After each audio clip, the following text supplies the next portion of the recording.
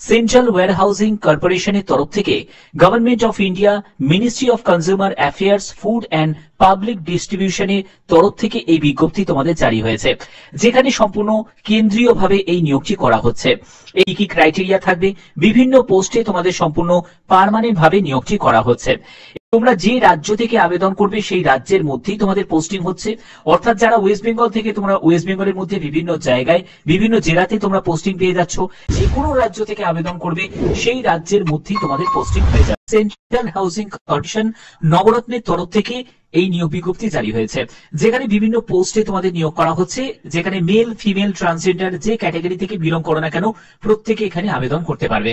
Posting এর ব্যাপারটা আগে তোমাদের ক্লিয়ার করে দিই, তাহলে তোমাদের ব্যাপারটা আরো বুঝতে সুবিধা হবে। যারা যারা ওয়েস্ট বেঙ্গল থেকে বিলং করছো, ওয়েস্ট বেঙ্গলের কলকাতা, বেলদা, বহরমপুর, বিষ্ণুপুর, বনহুগলি, বর্ধমান, তারপরে হলদিয়া, মেদিনীপুর, কোচবিহার, দুর্গাচক, ফলতা, তারপরে হচ্ছে কাঁটাপুকুর, খড়গপুর, মালদা, মতিগড়া এরিয়া, এইসব বিভিন্ন জায়গায় তোমাদের পোস্টিং হয়ে যাচ্ছে যারা ওয়েস্ট বেঙ্গল থেকে বিলং করছো। তোমরা যারা যারা আসাম থেকে বিলং করছো, তোমাদের দেখতেই পাচ্ছ যে গুয়াহাটি থেকে শুরু করে তারপরে করিমগঞ্জ, এইসব এতগুলো বিভিন্ন জায়গায় তোমাদের পোস্টিং হয়ে যাচ্ছে। এছাড়া যারা যারা তোমরা ত্রিপুরা থেকে আবেদন করবে, তোমাদের আগরতলাতে তোমরা পোস্টিং পেয়ে যাচ্ছ। সম্পূর্ণ তোমাদের স্টেটের মধ্যেই তোমাদের পোস্টিং হচ্ছে, যে স্টেট থেকে তুমি আবেদন করবে। প্লেস অফ পোস্টিং সম্পূর্ণ রিজিওনাল যেসব মানে সেন্ট্রাল ওয়্যারহাউজিং কর্পোরেশনের যে অফিসগুলো আছে সেখানেই তোমাদের পোস্টিং হচ্ছে। তো আশা করছি পোস্টিং এর ব্যাপারটা ক্লিয়ার হয়ে গেল। এবার দেখো তোমাদের এখানে সিলেকশন করা হবে, যেহেতু এটা পার্মানেন্ট পোস্টে নিয়োগ করা হচ্ছে। সিলেকশনের জন্য যেটা থাকবে, প্রথমে তোমাদের রিটিন এক্সাম হবে। এবার ওয়েস্ট বেঙ্গল থেকে যারা বিলং করছো, গ্রেটার কলকাতা, হুগলি, শিলিগুড়ি, এই 3 জায়গায় তোমরা এক্সাম সেন্টার পেয়ে যাচ্ছ। যে কোনো রাজ্য থেকে দেখছো, সম্পূর্ণ স্টেট ওয়াইজ তোমরা এক্সাম সেন্টার পেয়ে যাচ্ছ। সিলেকশন কিভাবে হবে সেই ব্যাপারটা তো বলে দিলাম। এখানে রিটিন এক্সামের ভিত্তিতে তোমাদের সিলেকশন করা হচ্ছে।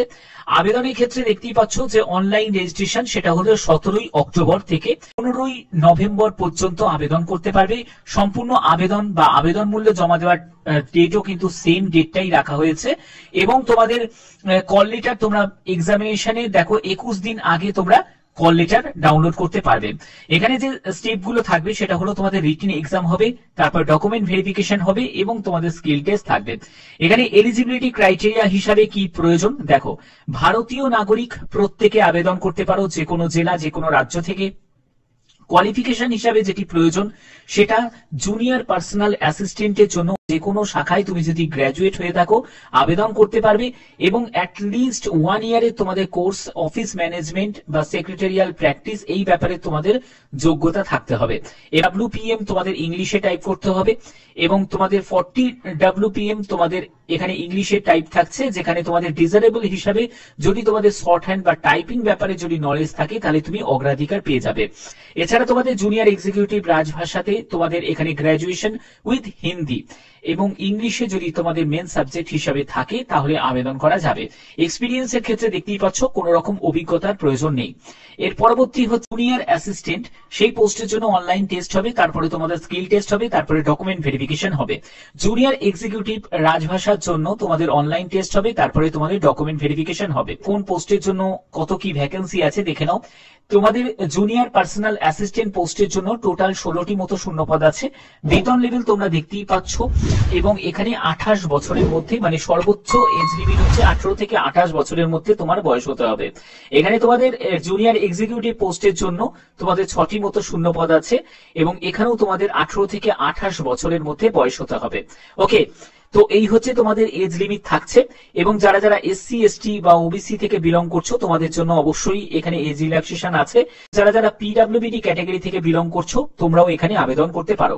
তো এটা যেহেতু একটা পার্মানেন্ট পোস্টে নিয়োগ করা হচ্ছে, তোমাদের আবেদন করার জন্য সম্পূর্ণ অনলাইনে আবেদন করতে হবে।